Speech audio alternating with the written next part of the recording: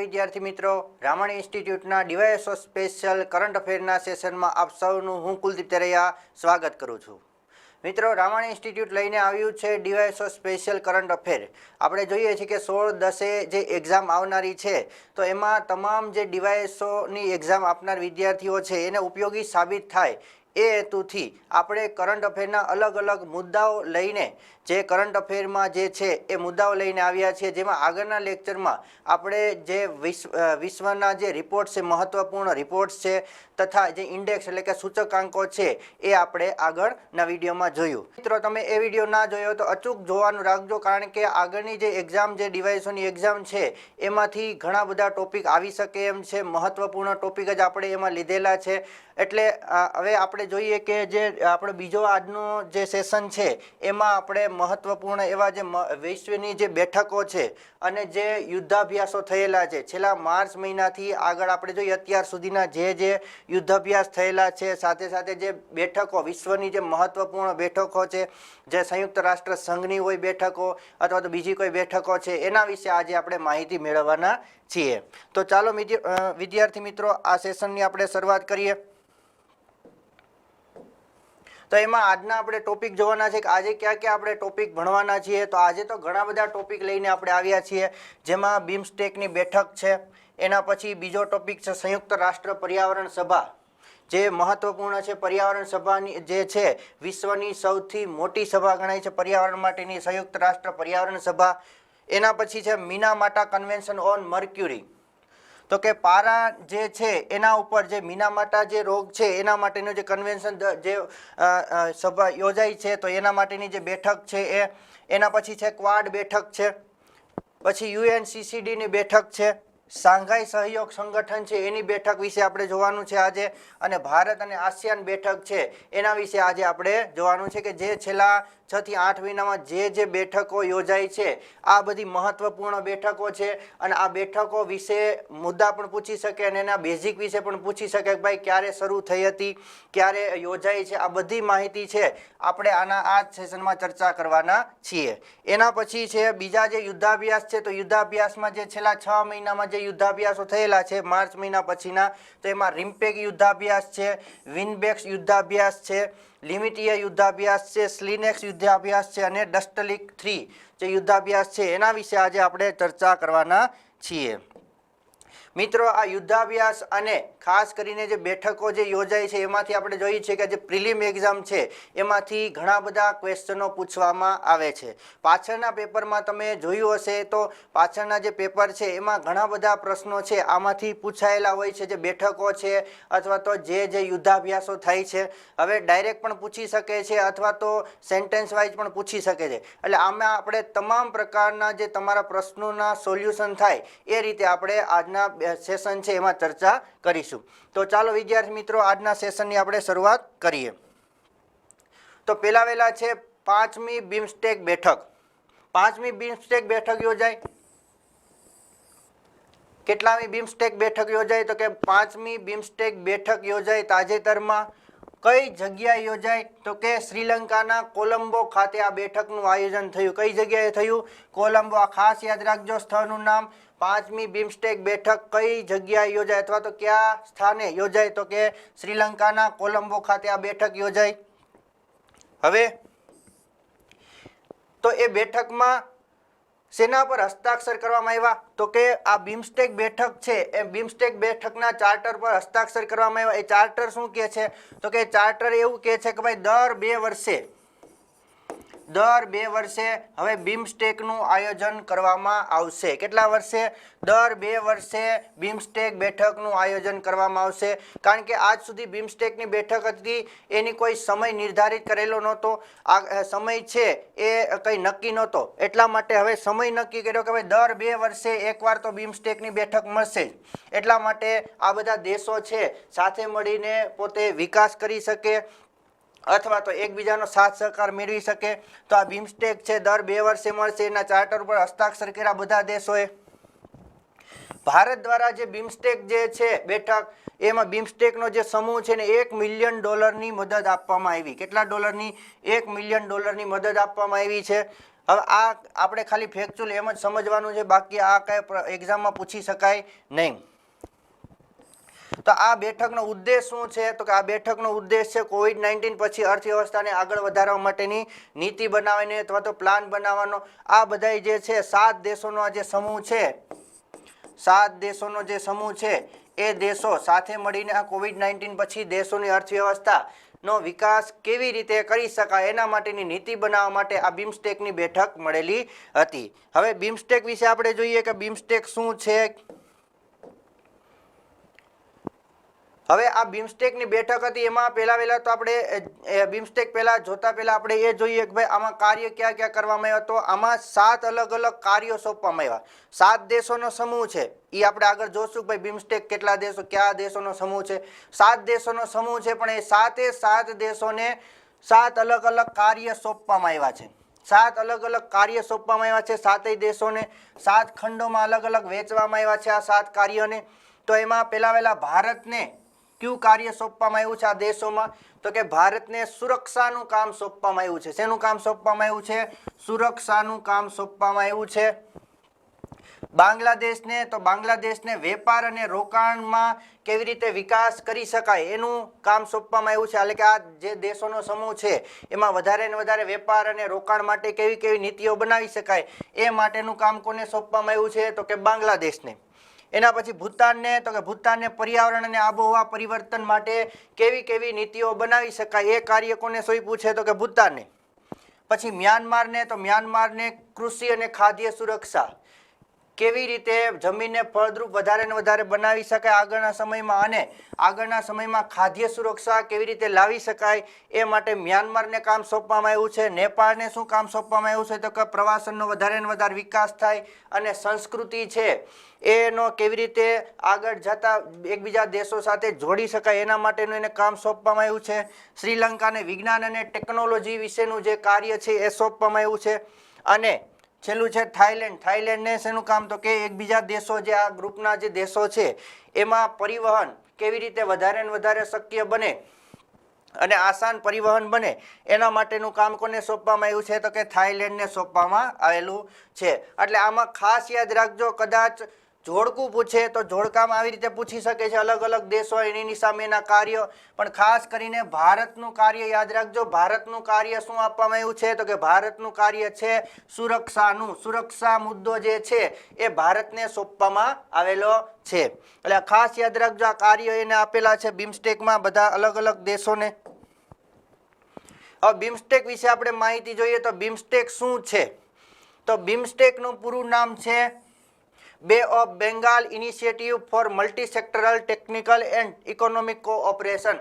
આનું નામ ખાસ કરીને યાદ રાખજો. બિમસ્ટેકનું નામ પૂછાયેલું છે આગળની એક્ઝામમાં કે બિમસ્ટેકનું પૂરું નામ શું છે? તો કે બિમસ્ટેકનું પૂરું નામ છે બે of Bengal initiative four multi sectoral technical and economic cooperation.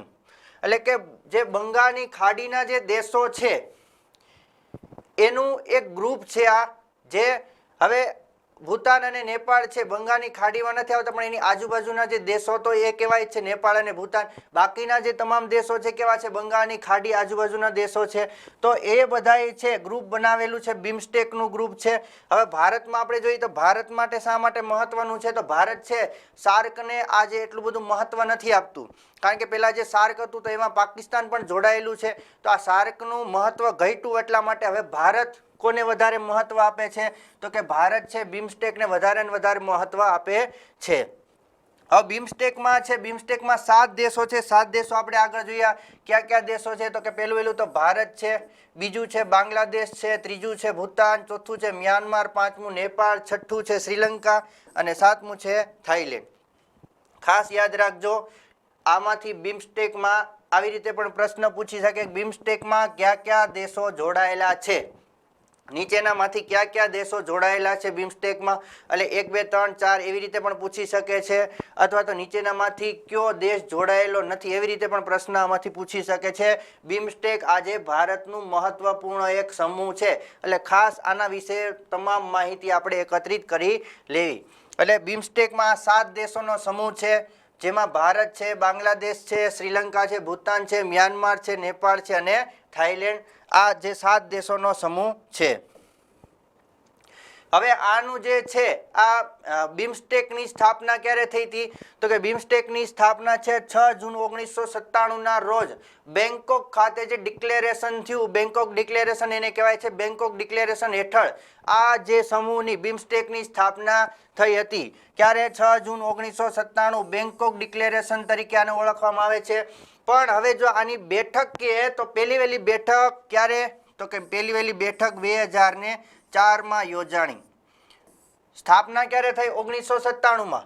પણ એની બેઠક પહેલી વહેલી ક્યારે મળી તો કે પહેલી વહેલી બેઠક મળી 2004 માં. કઈ જગ્યાએ તો કે બેંકોક ખાતે જ. પહેલી વહેલી બેઠક પણ ક્યાં મળી? બેંકોક ખાતે. ક્યારે તો કે 2004 માં. પણ એની સ્થાપના પૂછે તો સ્થાપના 6 જૂન 1997 માં. ખાસ કરીને યાદ રાખજો, સાલ યાદ રાખજો. 1997 માં બેંકોક ડિક્લેરેશન જે છે એ એના મારફતે છે આની સ્થાપના થઈ છે. હવે આ બિમસ્ટેકનું વડુ મથક ક્યાં રાખવામાં આવ્યું છે તો કે બિમસ્ટેકનું વડુ મથક છે ઢાકા, એટલે કે બાંગ્લાદેશમાં. બાંગ્લાદેશનું જે ઢાકા છે ત્યાં આનું વડુ મથક રાખેલું છે. એટલે ખાસ યાદ રાખજો, બિમસ્ટેકનું વડુ મથક કહે તો ઢાકા. બિમસ્ટેકની સ્થાપના કે તો 1997. બિમસ્ટેકની પ્રથમ બેઠક કે તો 2004 માં. કેટલા દેશો જોડાયેલા છે તો કે 7 દેશો. 7 દેશોનો સમૂહ છે, જેમાં ચીન પણ નથી અને પાકિસ્તાન પણ નથી. એટલે ખાસ યાદ રાખજો આપ. એના પછી છે સંયુક્ત રાષ્ટ્ર પર્યાવરણ સભા. વિશ્વની પર્યાવરણ માટેની સૌથી મોટી સભા એટલે કે સંયુક્ત રાષ્ટ્ર પર્યાવરણ સભા. તો આ બેઠકનું આયોજન છે એ કયા સ્થળે થયું તો કે આ બેઠકનું આયોજન છે કેન્યાના નેરોબી ખાતે થયું. કેટલામું સત્ર યોજાયું અથવા તો કેટલામી બેઠક યોજાઈ? 5મી બેઠક. જો બિમસ્ટેકની પણ 5મી જ હતી, આ સંયુક્ત રાષ્ટ્ર પર્યાવરણ સભા છે એની પણ 5મી બેઠક મળી. આ 5મી બેઠક મળી. કઈ જગ્યાએ? કેન્યાના નેરોબી ખાતે.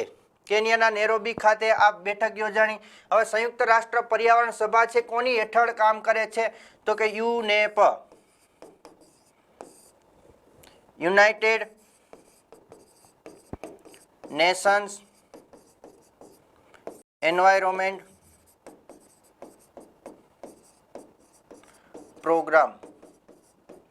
યુનેપ હેઠળ કામ કરે છે, જેની સ્થાપના થઈ હતી 2012 માં. ખાસ યાદ રાખજો, 2012 માં આની સ્થાપના થઈ હતી. યુનેપ હેઠળ કામ કરે છે, 2012 માં આની સ્થાપના થઈ હતી.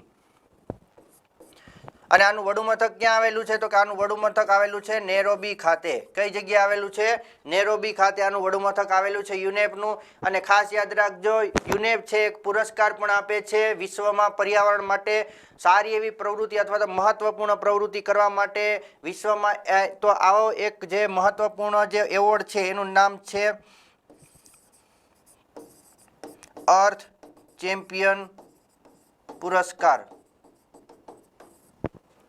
તો આ પુરસ્કાર છે એ આપે છે, કોણ આપે છે તો કે યુનેપ દ્વારા આપવામાં આવે છે.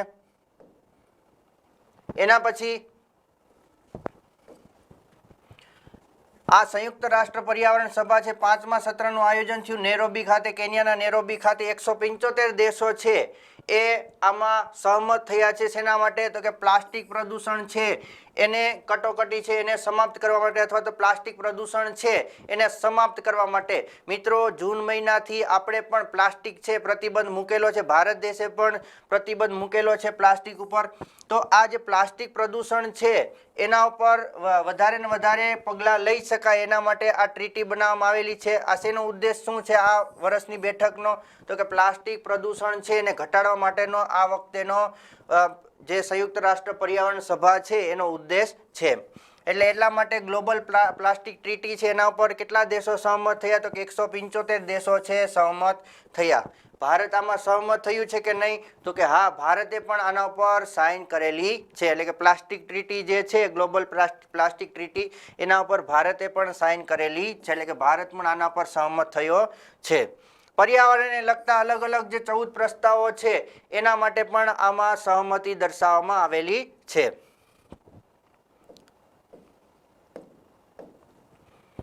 હવે સંયુક્ત રાષ્ટ્ર પર્યાવરણ સભા વિશે આપણે જોઈએ તો સંયુક્ત રાષ્ટ્ર પર્યાવરણ સભા જેની સ્થાપના ક્યારે થઈ હતી તો કે 2012થી આ જે છે એની શરૂઆત થઈ છે. યુનેપની આ વહીવટી સંસ્થા છે.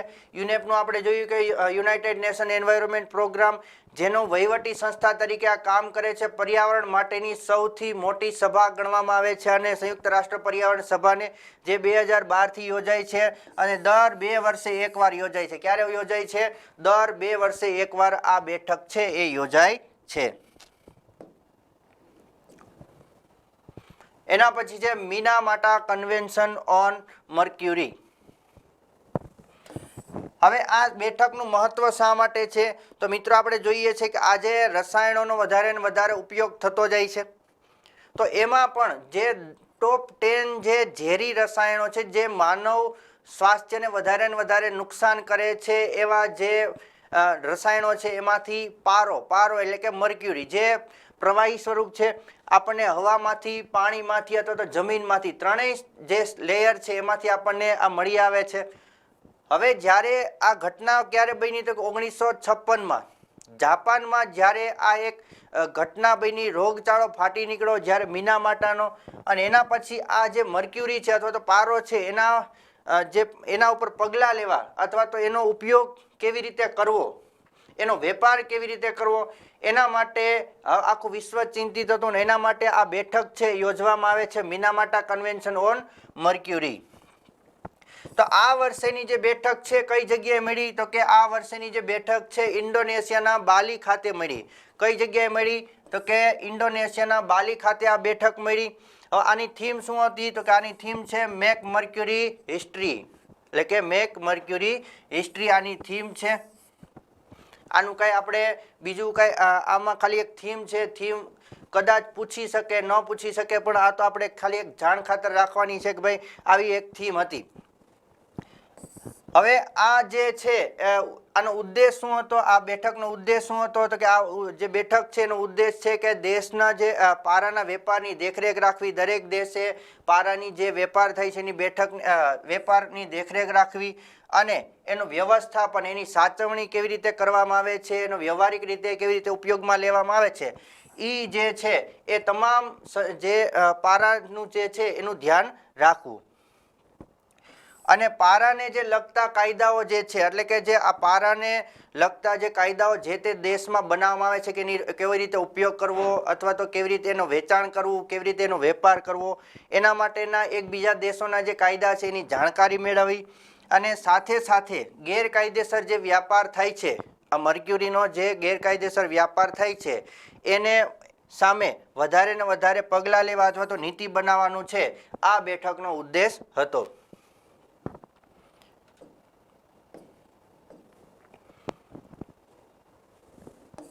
હવે આ જે બેઠક છે મિનામાટા કન્વેન્શન આપણે વિશે જોઈએ તો આ જે બેઠક છે એની શરૂઆત ક્યારે થઈ હતી તો કે વર્ષ 2013થી આ બેઠક યોજાઈ છે.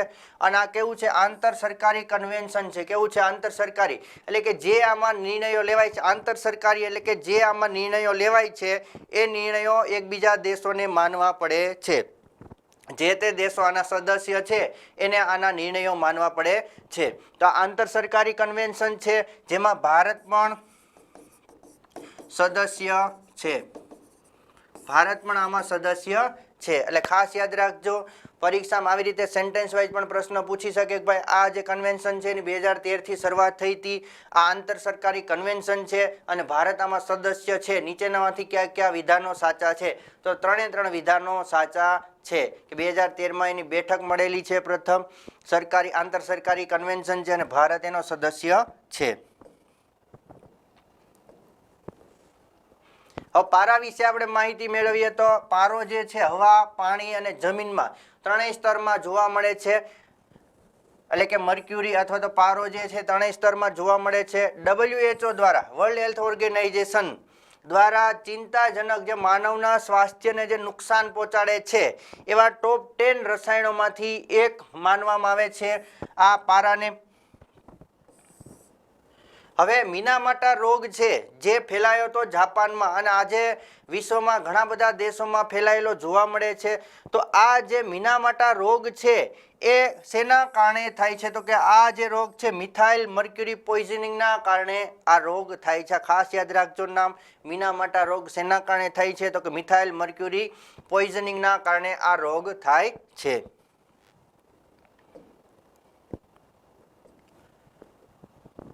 હવે એના પછી એક મહત્વપૂર્ણ જે સમૂહ છે શક્તિશાળી દેશોનો સમૂહ એટલે કે ક્વાડ દેશોનો સમૂહ. જે ક્વાડ દેશોની જે સમિટ છે 2022ની એ તાજેતરમાં યોજાઈ ગઈ અને એના વિશે આપણે માહિતી મેળવવાની છે. તો આ કઈ જગ્યાએ યોજાણી ક્વાડ દેશોની બેઠક? તો કે જાપાનના ટોક્યો શહેરમાં આ બેઠક છે યોજાણી ક્વાડ દેશોની. હવે ક્વાડ દેશોનો આપણે જોઈએ તો ક્વાડ દેશો એટલે ક્વાડ દેશો એટલે કે યુએસએ, બીજું છે જાપાન, ત્રીજું છે ઇન્ડિયા અને ચોથું છે ઓસ્ટ્રેલિયા. આ 4 દેશોનો સમૂહ. હવે ખાસ કરીને આ ક્વાડ દેશો છે એ શેના ઉદ્દેશથી બનાવવામાં આવેલા છે? તો પહેલા તો મેઇન એનો ઉદ્દેશ છે એ ચીનનો સામનો કરવા માટે. જે ચીનની જે દખલગીરી વધતી જાય છે પેસિફિક સમુદ્રમાં, તો એનો સામનો કરવા માટે આ ક્વાડ દેશો છે એના સમૂહ છે એનું નિર્માણ થયેલું છે. એટલે ખાસ યાદ રાખજો ક્વાડ દેશોનો સમૂહ છે એમાં 4 દેશો છે જેમાં યુએસએ, જાપાન, ઇન્ડિયા અને ઓસ્ટ્રેલિયા. અને બીજું પણ એક યાદ રાખજો ક્વાડ જેવું જ ભારતે તાજેતરમાં 2 થી 3 મહિના પહેલા એક ગ્રુપ બનાવેલું છે જેનું બીજું નામ છે I2U2. આ ક્વાડ જેવું બીજું જે ગ્રુપ છે પણ આમાં બીજા અલગ અલગ દેશો છે. તો આ I2U2 માં કયા કયા દેશો છે? તો પહેલા તો છે ઇન્ડિયા, બીજું છે ઇઝરાયલ છે, ત્રીજું છે UAE અને ચોથું છે USA. આ 4 દેશોનો સમૂહ છે. આ ખાસ યાદ રાખજો 4 દેશોનો સમૂહ છે. તો એ I2U2 છે. ક્વાડની સરખામણીએ જે ગ્રુપ બનાવવામાં આવ્યું છે I2U2 અને આ બીજું છે ક્વાડ. ક્વાડ છે એમાં 4 દેશોનો સમૂહ છે ઓસ્ટ્રેલિયા, જાપાન, USA અને ઇન્ડિયા. કઈ જગ્યાએ બેઠક મળી? તો કે ટોક્યો શહેરમાં બેઠક મળી. આની આ કેટલામી બેઠક હતી? તો કે 4થી લીડર્સ સમિટ હતી. એટલે કે જે ચારેયના જે નેતાઓ જે છે એટલે કે ભારતના વડાપ્રધાન છે, રશિયાના પ્રમુખ છે, યુએસએના પ્રમુખ છે, જાપાનના વડાપ્રધાન છે, તો ઓસ્ટ્રેલિયાના જે નવા વડાપ્રધાન બન્યા છે, આ ચારેય ભેગા થયા હતા અને આ બેઠક મળેલી છે. જે ચોથી બેઠક છે જે લીડર્સ જે સમિટ છે એનું આયોજન ટોક્યો ખાતે થયેલું છે. આનો ઉદ્દેશ શું હતો? તો કે આનો ક્વાડ જે સમિટ ચોથી જે યોજાય એનો ઉદ્દેશ છે ઇન્ડો પેસિફિક સમુદ્રમાં ચીનનો જે વિસ્તાર થઈ રહ્યો છે એના વિશે વાતચીત અથવા તો એના વિશે ચર્ચા કરવાનો. બીજો છે રશિયા અને યુક્રેન યુદ્ધ જે થયું તો એવી ઘટના હવે બીજી વાર ના બને અથવા તો એકબીજા દેશોની જે સરહદનો પ્રશ્ન છે તો આના મુદ્દે ચર્ચા થવાની હતી. આના પછી જે આબોહવા પરિવર્તન વિશે પણ આમાં ચર્ચા થયેલી છે. આપત્તિ વ્યવસ્થાપન છે, એકબીજા દેશો જ્યારે આપત્તિ એકબીજા દેશો પર આવે છે ત્યારે એકબીજા દેશોને આપત્તિ વ્યવસ્થાપન સમયે કેવી રીતે ઉપયોગ કરી શકાય એના વિશે ચર્ચા છે. સાયબર સુરક્ષા, આજનો મોટો પ્રશ્ન છે સાયબર સુરક્ષા, તો એના વિશે પણ ચર્ચા થઈ. પછી છે ગ્રીન શિપિંગ. આજે આપણે જોઈએ છીએ કે જે સમુદ્રી જે પરિવહન છે, જે જ્યાંથી આપણે સમુદ્રમાં આપણે કોઈ પણ માલ છે એની પરિવહન કરીએ છીએ તો એ ગ્રીન શિપિંગ એમાં વધારે ને વધારે ઉર્જાઓ છે એનો વધારે ને વધારે ઉપયોગ કરવા માટે ગ્રીન શિપિંગ. ગ્રીન હાઇડ્રોજન, આજે આપણે જોઈએ છીએ હાઇડ્રોજનના અલગ અલગ પ્રકારો છે, એમાં જે ગ્રીન હાઇડ્રોજન છે એમાં શક્યતાઓ રહેલી છે અને જેથી કરીને આગળની જે ઉર્જા છે સુરક્ષા કરવા માટે આ ગ્રીન હાઇડ્રોજન મહત્વપૂર્ણ, એના વિશે પણ ચર્ચા થઈ. અને કાર્બન રિસાયકલિંગ, જે કાર્બન આપણે જોઈએ છે કે આજને ઉત્સર્જન તો થાય જ છે તો એનો બીજી વાર આપણે કેવી રીતે ઉપયોગ કરી શકીએ એના માટે આ જે બેઠક છે એમાં ચર્ચા કરવામાં આવી. હવે આ જ્યારે ક્વાડ બેઠક હતી ત્યારે એક બીજું જે સમૂહ છે એમાં પણ જોડાવા માટે અલગ અલગ દેશોને આહવાન કરવામાં આવ્યું, જેમાં ભારત દેશ પણ આમાં જોડાયું. તો આ કયું છે? તો કે Indo Pacific economic framework. Indo Pacific economic framework. હવે આ કોના દ્વારા બનાવવામાં આવ્યું છે? તો કે તાજેતરમાં જ આ ગ્રુપ છે અમેરિકા દ્વારા આ બનાવવામાં આવ્યું છે. અને આનો ઉદ્દેશ શું છે કે તો કે ચીનનો જે વધતો જે પ્રભાવ છે એને નિયંત્રણ કરવા માટે આ ગ્રુપ બનાવવામાં આવ્યું છે. એટલે ખાસ યાદ રાખજો, IPEF Indo Pacific economic framework એક નવા સમૂહની છે સ્થાપના કરેલી છે.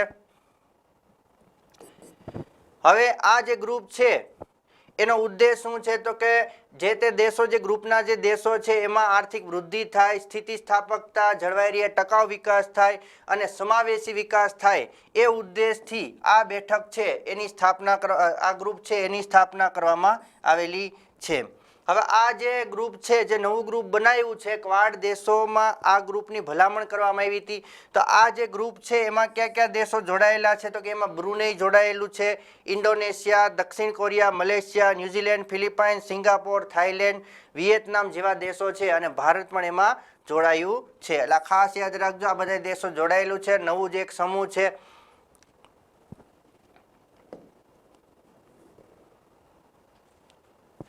એના પછી છે UNCCD ની બેઠક 2022.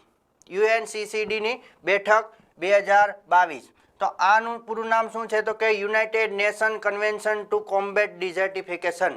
એટલે કે જે રણ વિસ્તાર આગળ વધે છે એને અટકાવવા માટે આ બેઠક મળે છે. પૂરું નામ શું છે? United nation convention to combat desertification. એની બેઠક મળેલી છે.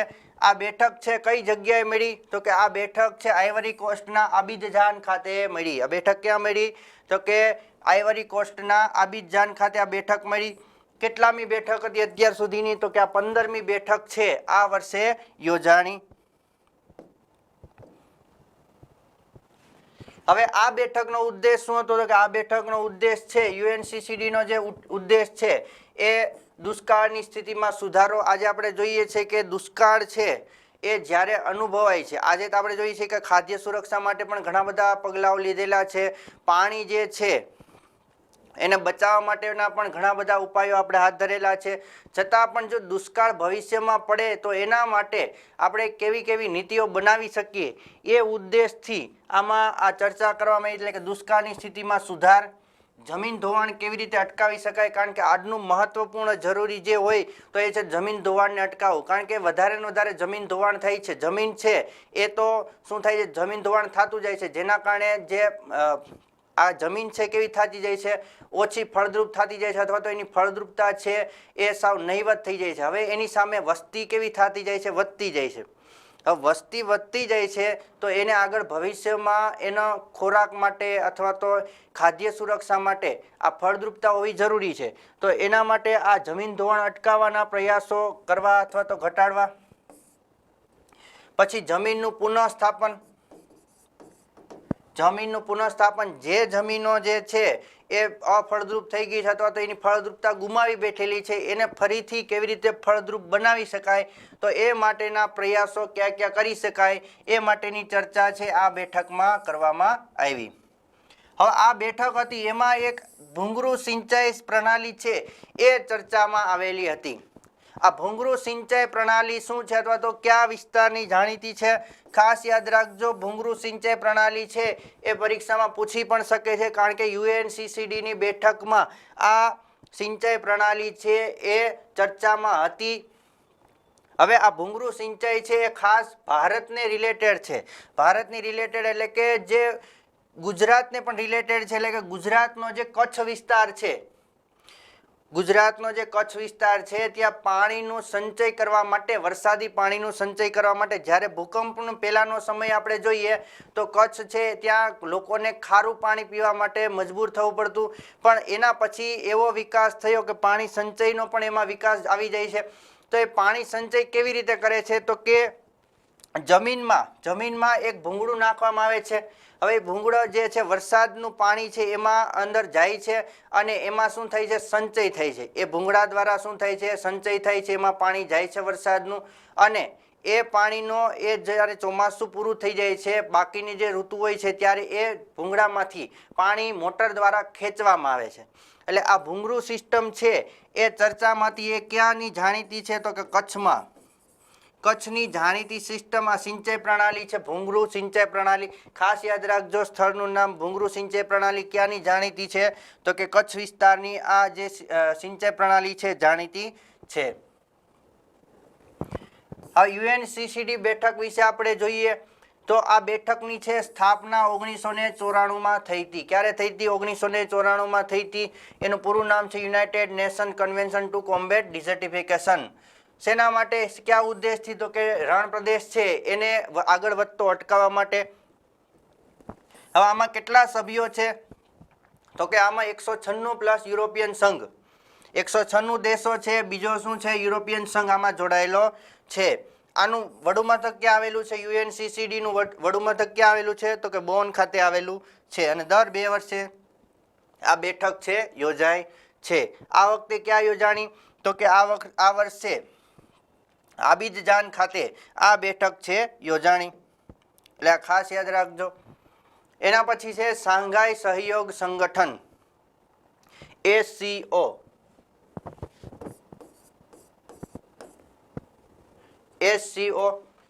હવે શાંઘાઈ સહયોગ સંગઠન છે એની બેઠક પણ હાલમાં યોજાણી. એનું શિખર સંમેલન યોજાણું. કઈ જગ્યાએ યોજાણું તો કે ઉઝબેકિસ્તાન. હવે મિત્રો આ આગળનો આપણો જે ડેઇલી લેક્ચર આપણે લઈએ છીએ, ડેઇલી કરંટ અફેરનો લેક્ચર લઈએ છીએ, રામાણીઝ કોન્સેપ્ટ ટોક, એમાં પણ આ ટોપિક આવી ગયેલો છે. એટલે ખાસ એ પણ તમે જો મેઇન્સની સાથે સાથે તૈયારી કરી હોય તો એ પણ સાથે સાથે તમે જોતા રહેજો. એટલે કે આ જે બેઠક છે શિખર સંમેલન છે એનું આયોજન કઈ જગ્યાએ થયું તો કે ઉઝબેકિસ્તાનના સમરકંદ ખાતે આ બેઠકનું આયોજન થયું શાંઘાઈ સહયોગ સંગઠનનું. હવે સમરકંદ ઘોષણા કરવામાં આવી. આ સમરકંદ ડિક્લેરેશન શું છે તો કે જે આજે આપણે જોઈએ છીએ કે એકબીજા જે દેશો છે, એકબીજા દેશો સરહદ મામલે અથવા તો બીજી કોઈ નીતિઓના કારણે આજે ઘણા બધા વાદ વિવાદો થાય છે ને એના કારણે આજે યુદ્ધ જેવી પરિસ્થિતિઓ પણ ઊભી થાય છે. તો આવી પરિસ્થિતિ ના ઊભી થાય એના માટે એકબીજા દેશો વાતચીત અને એકબીજાના પરામર્શથી આ જે મતભેદો છે દૂર કરવામાં આવે એ ઉદ્દેશથી આ બેઠક છે યોજવામાં આવેલી હતી. બીજો એનો છે કે આતંકવાદીઓ અને અલગાવવાદીઓ જે છે એ માટે પણ એની યાદી બનાવી. અલગ અલગ જે દેશો છે શાંઘાઈ સહયોગ સંગઠનમાં એ આપણે હમણાં જોઈએ આગળ કે ભાઈ શાંઘાઈ સહયોગ સંગઠનમાં કયા કયા દેશો જોડાયેલા છે. તો એ દેશોમાં જે આતંકવાદી પ્રવૃત્તિ થાય છે અથવા તો અલગાવવાદીઓ જે છે એવા જે આવા બધા જે લોકો છે એની યાદી બનાવી, આવા બધા સમૂહ છે એની યાદી બનાવી અને એના સામે નીતિ બનાવવા માટે કયા કયા પ્રયાસો કરી શકાય તો એ માટે પણ આ બેઠકનો ઉદ્દેશ હતો. અને સતત વિકાસ પર ભાર મૂકવો. સતત વિકાસ એટલે કે એવો વિકાસ, હવે માણસ છે, માનવી આપણે જોઈએ છે કે એ પ્રાચીન સમયથી વિકાસ કરતો આવ્યો છે. પહેલાં આપણે પાષાણ યુગમાં જીવતા, એના પછી તામ્ર યુગ આવ્યો, તો આવી રીતે અલગ અલગ આપણે જોઈએ છીએ. અને આજે આપણે અણુયુગમાં જીવીએ છીએ. તો માણસ તો સતત વિકાસ કરવાનો જ છે, પણ આજે આપણે જોઈએ છીએ આધુનિક સમય એવો છે કે જે વિકાસ કરી રહ્યા છીએ, પણ કેવો વિકાસ કરી રહ્યા છીએ તો કે પર્યાવરણના ભોગે. હવે પર્યાવરણના ભોગે જે આપણે વિકાસ કરી રહ્યા છીએ તો અત્યારે તો વિકાસ થશે જ, પણ ભવિષ્યની જે પેઢી આવે છે એ ભવિષ્યની પેઢી માટે આપણે કોઈ પણ સંસાધનો બચાવી શકીશું નહીં, અથવા તો આવીને આવી પ્રકૃતિ અથવા તો આવીને આવી પૃથ્વી આપણે એને આપી શકીશું નહીં. કોઈને કોઈ સંસાધનોની અછત હશે અથવા તો કોઈને કોઈ એવી જો વસ્તુ છે એને આપણે અથવા તો આવું જે વાતાવરણ છે અથવા તો આવી જે પ્રકૃતિ છે એને આપણે આપી શકીશું નહીં. તો આ જે સતત વિકાસ એવું કહે છે કે ભાઈ આ ભવિષ્યની પેઢી જે છે એના માટે આપણે જે સંસાધનો છે અથવા તો જે આ પ્રકૃતિ જે છે એને એવી ને એવી આપી શકીએ. આપણે વિકાસ કરવાનો છે, પણ કેવો તો કે પર્યાવરણને સાથે લઈને જ વિકાસ કરવાનો છે.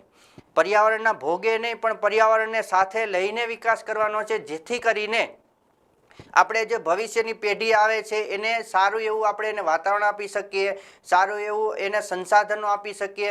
તો એ ઉદ્દેશથી આના ઉપર વધારે ભાર મૂકવામાં આવે છે, સતત વિકાસ ઉપર વધારે ભાર મૂકવામાં આવે છે.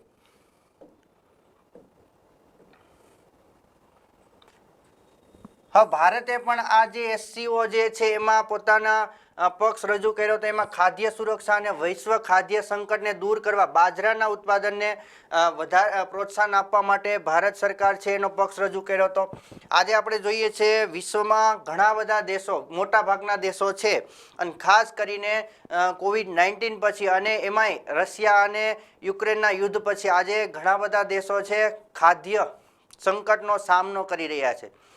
તો આ ખાદ્ય સંકટ છે ભવિષ્યમાં આપણે જોઈએ છે વસ્તી તો વધતી જ જાય છે, પણ એ વસ્તીને ખાદ્ય સંકટનો સામનો ન કરવો પડે તો એના માટે આજે આપણે જો પગલાં લેશું, એટલે કે આજે આપણે જોઈએ છીએ કે ઘઉં અને ડાંગર છે અથવા ઘઉં અને ચોખા છે એને વધારે ને વધારે પ્રોત્સાહન આપીએ છીએ, પણ સાથે સાથે આ બાજરો જે છે એને પણ, એટલે કે આ જે મોટા અનાજ છે એને પણ વધારે ને વધારે પ્રોત્સાહન મળે જેથી કરીને ભવિષ્યમાં ખાદ્ય સંકટને દૂર કરી શકાય.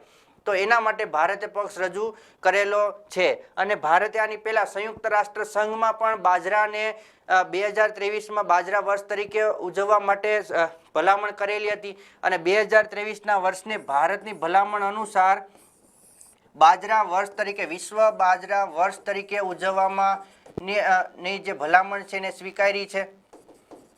એટલે ખાસ યાદ રાખજો 2023નું વર્ષ છે એને વિશ્વ બાજરા વર્ષ તરીકે ઉજવવામાં આવશે.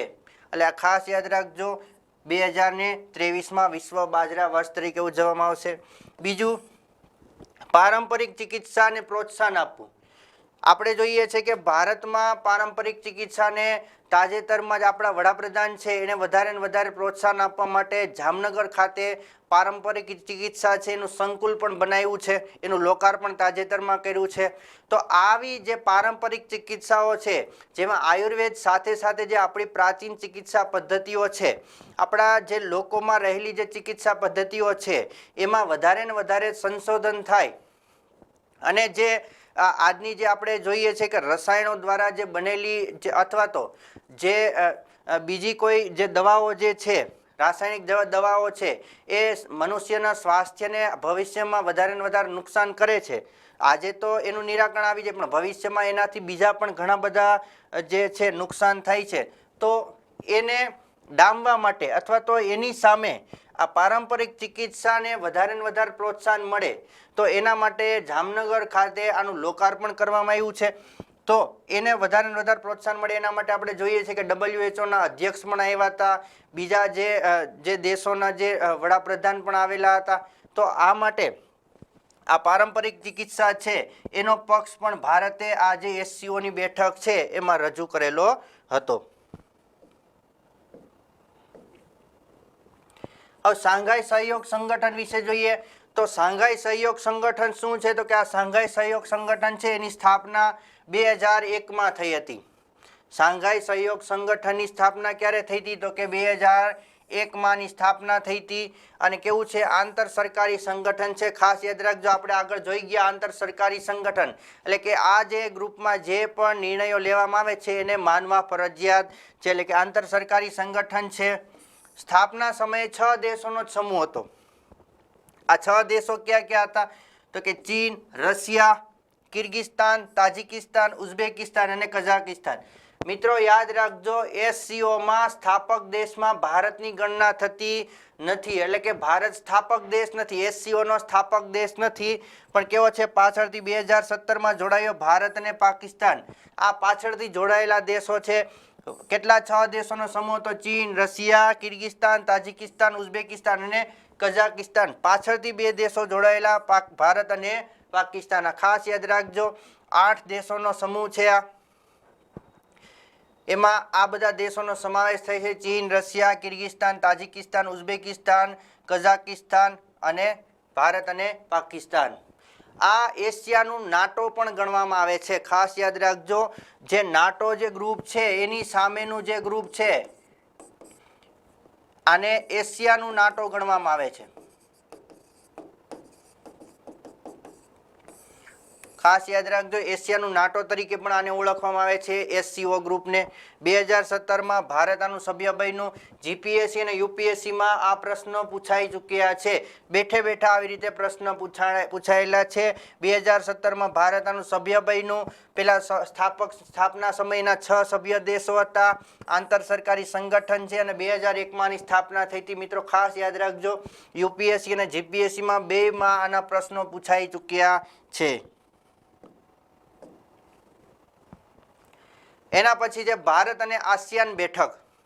ભારત અને આસિયાનના જે દેશો છે એની મંત્રીઓની બેઠક મળી. કઈ જગ્યાએ મળી? તો કે કંબોડિયામાં આની બેઠક મળી. કઈ જગ્યાએ મળી? તો કે કંબોડિયામાં આની બેઠક મળી. કંબોડિયા છે ભારત અને આસિયાન દેશોની બેઠક મળી. હવે આની અધ્યક્ષતા કોણે કરી? તો કે આની અધ્યક્ષતા ભારત પ્લસ કંબોડિયા દ્વારા.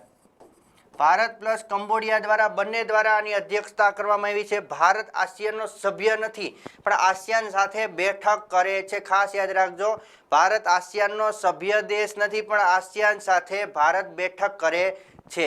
એટલે ભારત પ્લસ આસિયાન. આસિયાન દેશોમાં કોણ કોણ છે એ આપણે જોશું, પણ આસિયાન દેશમાં ભારત સભ્ય નથી. ભારત આસિયાન દેશો સાથે બેઠક કરે છે. આ ખાસ યાદ રાખજો. હવે ઉદ્દેશ શું હતો? તો કે ઉદ્દેશ છે ભારત સાથે આસિયાન દેશોનો આર્થિક સહયોગ વધે એ માટેનો આ બેઠકનો ઉદ્દેશ છે. કોરોના મહામારી પછી તમામ દેશોનો પુનઃ વિકાસ થાય, તમામ દેશોની અર્થવ્યવસ્થાનો વિકાસ થાય એ ઉદ્દેશથી આ બેઠક મળી હતી. અને આસિયાન જે દેશો છે એમાં આંતરમાળખાકીય સુવિધાઓમાં વધારો થાય, એમાં ભારતની શું ભૂમિકા રહેલી છે, ભારત કેવી રીતે એને મદદ કરશે અથવા તો ભારતની શું ભૂમિકા હશે એ માટે આ બેઠક મળેલી હતી. એટલે ખાસ યાદ રાખજો, ભારત આમાં સહાય પણ કરશે, ભારતની ઘણી બધી આમાં ભૂમિકા પણ હશે ઘણા બધા દેશોને મદદ કરવા માટે. તો અને ભારત છે આ દેશો સાથે ખાસ કરીને વેપાર માટે, વેપાર વધે આ દેશો સાથે એ ઉદ્દેશથી પણ આસિયાન સાથે આ બેઠક મળે છે.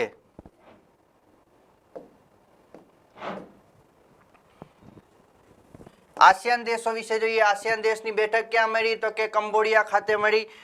હવે આનું પૂરું નામ શું છે? તો કે આસિયાનનું પૂરું નામ છે association of south East Asian Nations. આ ખાસ યાદ રાખજો, આનું પૂરું નામ છે association of south East Asian Nations. એટલે કે આપણે એશિયા જોઈએ, આ એશિયાનું દક્ષિણ જે પૂર્વ જે છે એ ભાગમાં જે દેશો રહેલા છે એનો એક આ સમૂહ છે. એટલે આ એશિયાનો દક્ષિણ પૂર્વના જે દેશો છે એનો એક આ સમૂહ છે. આની સ્થાપના 1967માં બેંકોક જે છે ત્યાં એની સ્થાપના કરવામાં આવી હતી. કઈ જગ્યાએ? 1967માં બેંકોક ખાતે આની સ્થાપના થઈ હતી. સચિવાલય ક્યાં આવેલું છે? તો કે સચિવાલય જાકાર્તા ઇન્ડોનેશિયા ખાતે આનું વડુમથક આવેલું છે. આ ખાસ યાદ રાખજો, બેંકોક ખાતે આની સ્થાપના થઈ હતી. આની પહેલા આપણે જોઈએ તો બીમસ્ટેક છે, બીમસ્ટેકની પણ સ્થાપના ક્યારે થઈ હતી? તો કે બેંકોક ખાતે થઈ હતી. આનું વડુમથક ક્યાં આવેલું? તો કે આનું વડુમથક જકાર્તા ખાતે આવેલું છે, ઇન્ડોનેશિયા.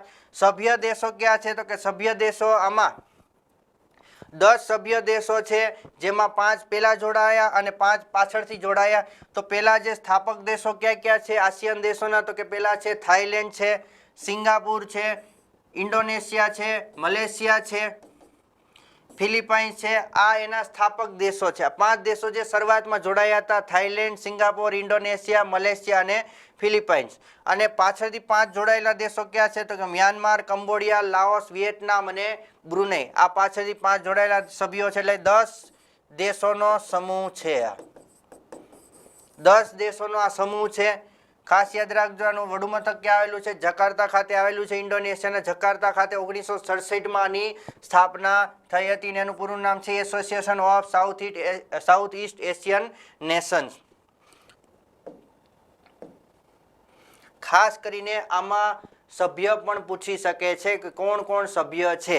હવે જોઈ લેજો, આમાં આપણી આજુબાજુના જે દેશો છે એમાં ચીન સભ્ય નથી, આજુબાજુના શ્રીલંકા છે તો એ સભ્ય નથી. એટલે ખાસ યાદ રાખજો, આ બધા દેશો છે એ યાદ રહે કે ન રહે, પણ આપણી આજુબાજુના કોઈ દેશો છે કે નહીં એ જોઈ લેજો એક. તો આપણી આજુબાજુના જે દેશો છે ક્યાં છે, તો કે માત્ર એક છે મ્યાનમાર. બાકી આપણી આજુબાજુના સાવ નજીકના દેશો એવા એક કોઈ દેશો નથી. એટલે ખાસ યાદ રાખજો. હવે શા માટે આ આસિયાન બેઠકનું મહત્વ છે, તો કે ભારતનો જે કુલ વ્યાપાર થાય છે, ભારતનો જે કુલ વિદેશ વ્યાપાર થાય છે એના 12% તો આપણે ક્યાં વ્યાપાર કરીએ છીએ, તો કે દક્ષિણ પૂર્વ એશિયામાં. જોઈ લેજો, પૂર્વ એશિયા નથી લખેલું, દક્ષિણ પૂર્વ એશિયા લખેલું છે. એટલે કે 12% જેટલો આપણે વેપાર તો માત્ર ને માત્ર એક જ દિશામાં, ક્યાં દક્ષિણ પૂર્વ એશિયામાં જ આપણે 12% વેપાર કરીએ છીએ આખા જે કુલ વેપાર, કુલ વિદેશ વેપાર છે એમાંથી. બીજું શું મહત્વ છે, તો કે આજે આપણે જોઈએ છીએ કે દક્ષિણ ચીન સાગર છે એમાંથી જે નશીલા પદાર્થોની હેરફેર થાય છે, હેરાફેરી રોકવા માટે ત્યાંમાં આપણે પગલાં વધારે ને વધારે લઈ શકીએ એના માટે, સાયબર અપરાધો છે એને રોકવા માટે, એકબીજા દેશોની મદદ માટે. તો આ જે છે એના માટે, અને આજે જોઈએ છે કે ચીન સાથે આ બધા જે દેશો છે, જે દક્ષિણ પૂર્વ એશિયાના જે દેશો છે, આજે ચીન સાથે વધારે ને વધારે મિત્રતાનું પલડું એની તરફ વધતું જાય છે. તો હવે ચીન સાથે મિત્રતાનું પલડું વધતું જાય છે, પણ આપણે એના સામે વિરોધ નથી, પણ ભારતનો કોઈ વિરોધ ના કરે અથવા તો ભારતના પક્ષથી દૂર ના જતું રહે એના માટે આપણે આ બેઠક છે મહત્વપૂર્ણ છે. એટલે કે આ બધા દેશો સાથે, જે આસિયાનના જે દેશો છે એની સાથે આપણે વધારે ને વધારે સંબંધો બની રહે એના માટે આપણે આ બેઠકનું આયોજન કરીએ છીએ. અને એના પછી એક મહત્વ પણ છે કે મ્યાનમાર, વિયેતનામ અને મલેશિયા છે એમાં ઉર્જા સુરક્ષા સ્થાપિત કરવા માટે થોડા સમય પહેલાં જ એવું રિસર્ચ કરવામાં અથવા તો એવું સંશોધન થયેલું છે કે જે મલેશિયા છે, મ્યાનમાર છે અને વિયેતનામ છે ત્યાં પ્રાકૃતિક ગેસ અને જે ખનિજ તેલ છે એનો મોટો જથ્થો ત્યાં અનામત પડેલો છે. તો એમાં આપણે ભવિષ્યની જે સુરક્ષા છે, ભવિષ્યની ઉર્જા સુરક્ષા છે એ માટે પણ આ મહત્વના દેશો છે. કારણ કે આજે આપણે જોઈએ છીએ કે સાઉદી અરેબિયા, રશિયા છે, ત્યાંથી આપણે ઘણું બધું માત્રામાં આપણે આયાત કરીએ છીએ ખનિજ તેલની. તો આ દેશો પણ છે એમાં ખનિજ તેલ અને પ્રાકૃતિક ગેસો મળી આવ્યા છે. તો એ માટે ઉર્જા સુરક્ષા, ભવિષ્યની ઉર્જા સુરક્ષા પણ સ્થાપિત કરવા માટે આ દેશો છે મહત્વપૂર્ણ છે.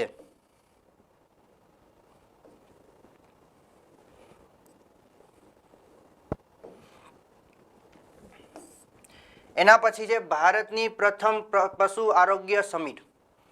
હવે ભારતની જે આ જે બેઠક છે, પ્રથમ પશુ આરોગ્ય સમિટ યોજવામાં આવી હતી. આપણે જોઈએ છીએ કે તાજેતરમાં જ લંપી જેવા જે રોગો છે એમાં વધારો થયેલો, જેથી કરીને જે પશુઓ છે એમાં પણ એક મહામારીનો માહોલ જોવા મળ્યો. તો આવી જે મહામારીઓ છે એનાથી બચાવવા માટે અને પશુ આરોગ્ય છે એમાં વધારો થાય તો એના માટે નેશનલ એગ્રીકલ્ચર સાયન્સ કોમ્પ્લેક્સ ખાતે, એટલે કે નવી દિલ્હી ખાતે આ બેઠક યોજાણી. ભારતની પ્રથમ બેઠક, આ પ્રથમ પશુ આરોગ્ય સમિટ અથવા તો ભારતની આ પ્રથમ પશુ આરોગ્ય માટેની બેઠક છે એ યોજાય. કઈ જગ્યાએ યોજાય, તો કે નવી દિલ્હી ખાતે યોજાય. કોના દ્વારા યોજવામાં આવી, તો આ ખાસ યાદ રાખજો, ઇન્ડિયન ચેમ્બર એન્ડ એગ્રીકલ્ચર દ્વારા યોજવામાં આવી. ઇન્ડિયન ચેમ્બર ઓફ એગ્રીકલ્ચર દ્વારા યોજવામાં આવી. હવે એનો ઉદ્દેશ શું હતો, તો કે એનો ઉદ્દેશ છે ગ્રામીણ આવક વધારવા માટે, ગ્રામીણ આવક વધારવા માટે અને જે પશુઓ છે એને વધારે ને વધારે પોષણ મળી રહે અને એનું આરોગ્ય છે એ વધારે ને વધારે જળવાઈ રહે એના માટે કયા કયા પગલાઓ લઈ શકાય એના માટે આ જે પ્રથમ આરોગ્ય સમિટ છે એનું આયોજન કરવામાં આવેલું હતું.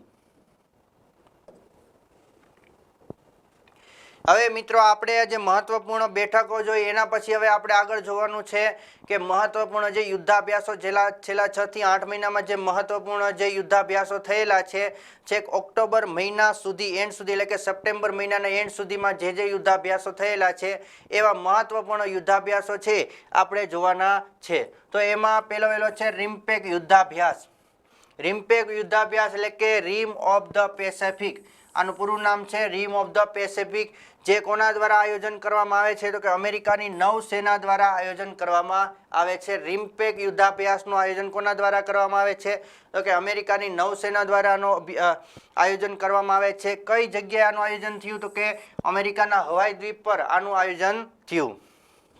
કઈ જગ્યાએ થયું તો કે હવાઈ દ્વીપ પર આનું આયોજન થયું. આ અભ્યાસમાં 26 દેશોએ ભાગ લીધો. એમાં ભારતે ભાગ લીધો છે કે નહીં તો કે હા, ભારતે પણ આ જે યુદ્ધાભ્યાસ છે એમાં ભાગ લીધો. 26 દેશોએ નૌસેના જે છે એને ભાગ લીધો હતો.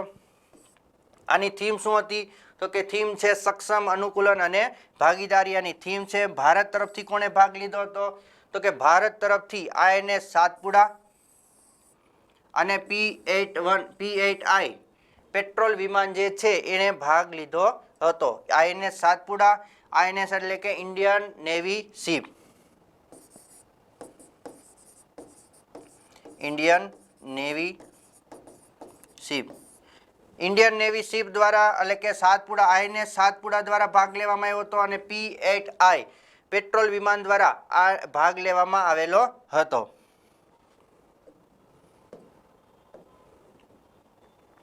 રિમ્પેક યુદ્ધાભ્યાસ વિશે જોઈએ તો રિમ્પેક યુદ્ધાભ્યાસ છે 1971 થી યોજાય છે. દર 2 વર્ષે યોજાય છે. ક્યારે યોજાય છે? દર 2 વર્ષે યોજાય છે. અને ભારત દ્વારા ક્યારે ભાગ લેવામાં આવ્યો હતો તો કે ભારત દ્વારા પ્રથમવાર 2014માં ભાગ લેવામાં આવ્યો હતો. અને આ કેવો અભ્યાસ છે તો કે નૌસેના, ખબર તો પડી જ ગઈ છે. રિમ્પેક એટલે કે રિમ ઓફ પેસિફિક, તો નૌસેનાનો આ અભ્યાસ છે.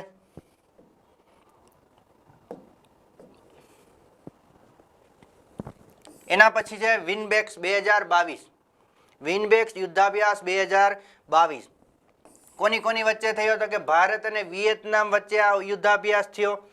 આ અભ્યાસની ત્રીજી આવૃત્તિ હતી. કેટલામી આવૃત્તિ હતી? ત્રીજી આવૃત્તિ હતી. આ કોનો વચ્ચેનો અથવા તો કોની વચ્ચેનો અભ્યાસ હતો? થલ સેના, નેવી કે વાયુસેના? ખાસ યાદ રાખજો, આવી રીતે પણ પ્રશ્ન પૂછી શકે. તો આ થલ સેના વચ્ચેનો અભ્યાસ હતો વિનબેક્સ 2022. કઈ સેના વચ્ચેનો? થલ સેના વચ્ચેનો અભ્યાસ હતો. આ અભ્યાસનું આયોજન હરિયાણાના ચંડી મંદિર છે ત્યાં આ જે અભ્યાસ છે એનું આયોજન કરવામાં આવેલું હતું, હરિયાણાના ચંડી મંદિર ખાતે. કયો અભ્યાસ? વિનબેક્સ અભ્યાસ. કોની કોની વચ્ચે? ભારત અને વિયેતનામ વચ્ચે. કેટલામી આવૃત્તિ હતી? ત્રીજી આવૃત્તિ હતી. એના પછી છે લિમટીએ યુદ્ધાભ્યાસ 2022. આ કોની કોની વચ્ચે છે તો કે ભારત અને સેશેલ્સ વચ્ચે. હવે સેશેલ્સ ક્યાં આવશે તો કે સેશેલ્સ છે આફ્રિકાના પૂર્વ કિનારે, આફ્રિકાના પૂર્વ કિનારે આવેલો એક જે દેશ છે, જે ટાપુ સમૂહ છે, એટલે કે દેશ છે, ટાપુ સમૂહમાં આવેલો દેશ છે. તો ભારત અને સેશેલ્સ વચ્ચે લશ્કરી કવાયત હાથ ધરવામાં આવી છે. આ કઈ સેના વચ્ચે હતો તો કે આ થલ સેના, થલ સેના વચ્ચેનો આ જે અભ્યાસ હતો. કેટલામી કવાયત હાથ ધરવામાં આવી તો કે 9મી કવાયત હાથ ધરવામાં આવી. કેટલામી કવાયત? 9મી કવાયત હાથ ધરવામાં આવી. 10 દિવસનો આ સંયુક્ત કવાયત હતી. સોરી, કાર્યક્રમ નહીં પણ કવાયત. 10 દિવસનો આ સંયુક્ત કવાયત હતી. કઈ જગ્યાએ યોજાણું તો કે સેશેલ્સ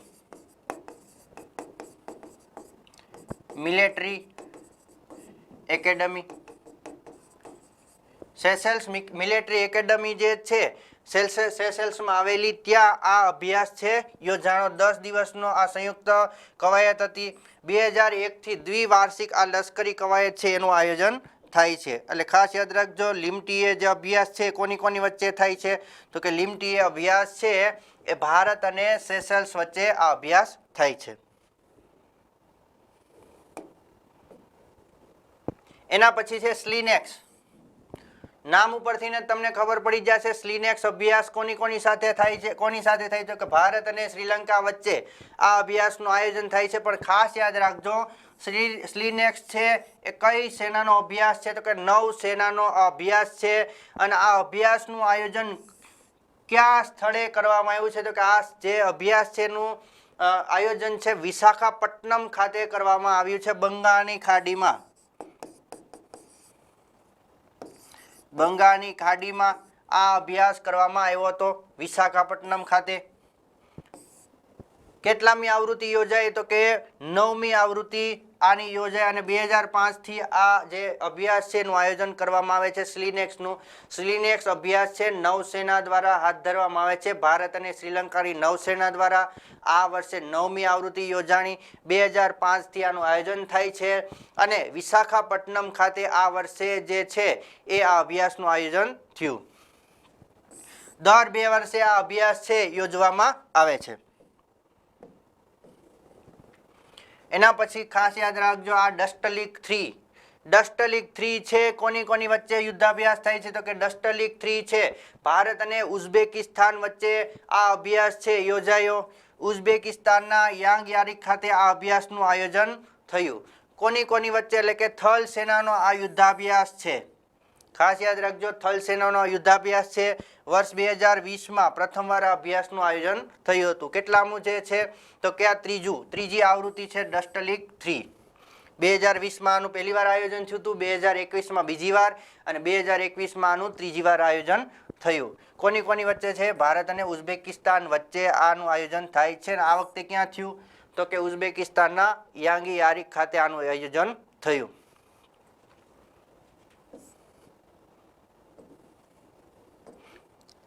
યુદ્ધાભ્યાસમાં ખાસ યાદ રાખજો આપણે ફરીવાર એકવાર જોઈ લઈએ. રિમ્પેક છે નૌસેનાનો અભ્યાસ છે. એના આગળનો આપણે જોઈએ વિનબેક્સ છે. વિનબેક્સ એ થલ સેનાનો અભ્યાસ છે. એના પછી લિમટીએ છે. એ લિમટીએ કેવો છે? તો કે લિમટીએ થલ સેનાનો અભ્યાસ છે. એના પછી શ્રીલંકા અને ભારત વચ્ચે જે સ્લીનેક્સ થયો એ અભ્યાસ છે નૌસેનાનો છે. અને ભારત અને ઉઝબેકિસ્તાન વચ્ચે જે ડસ્ટલીક અભ્યાસનું આયોજન થયું એ કયો અભ્યાસ છે? તો કે થલ સેનાનો અભ્યાસ છે. આના સ્થાન પણ ખાસ કરીને યાદ રાખજો. સ્થાન વારંવાર પરીક્ષામાં પૂછે છે કે ભાઈ આ અભ્યાસ છે એનું આયોજન કઈ જગ્યાએ થયું અથવા તો કયા સ્થાને થયું. તો મિત્રો આજે આપણે આ સેશનમાં જે મહત્વપૂર્ણ વિશ્વની જે મહત્વપૂર્ણ જે બેઠકો છે એના વિશે આપણે ચર્ચા કરી અને સાથે સાથે જે વિશ્વના ભારતના અને વિશ્વના દેશો સાથે આપણે જે મહત્વપૂર્ણ જે યુદ્ધાભ્યાસો કરીએ છીએ છેલ્લા 6 મહિનામાં જે યુદ્ધાભ્યાસો થયેલા છે ભારતે કરેલા છે એના વિશે આપણે ચર્ચા કરી. તો આગળની જે ડીવાયએસઓની જે એક્ઝામ તમારે આવે છે 16/10 જે આયોજિત થવાની છે એમાં વધારે ને વધારે આ ટોપિક છે તમારે ઉપયોગી સાબિત થાય તે આશાથી આ જે રામાણી ઇન્સ્ટિટ્યૂટ છે એણે જે બેઠકો સાથે સાથે યુદ્ધાભ્યાસો અને આગળના લેક્ચરમાં આપણે જે અલગ અલગ રિપોર્ટ્સ અને સૂચકાંકો જોયા હતા તો એ એકવાર વિડીયો જે છે એ જરૂર જોઈ લેવો. અને રોજે રોજનું જો મેન્સ અને ઇન્ટરવ્યૂ સુધીના જે કરંટ અફેર છે પ્રિલિમમાં મેન્સમાં અને ઇન્ટરવ્યૂ સુધી ઉપયોગી થાય એવું રોજે રોજનું જે ડેઇલી કરંટ અફેર છે એ જોવા માટે તમે જોડાયેલા રહો રામાણી ઇન્સ્ટિટ્યૂટ સાથે. Thank you.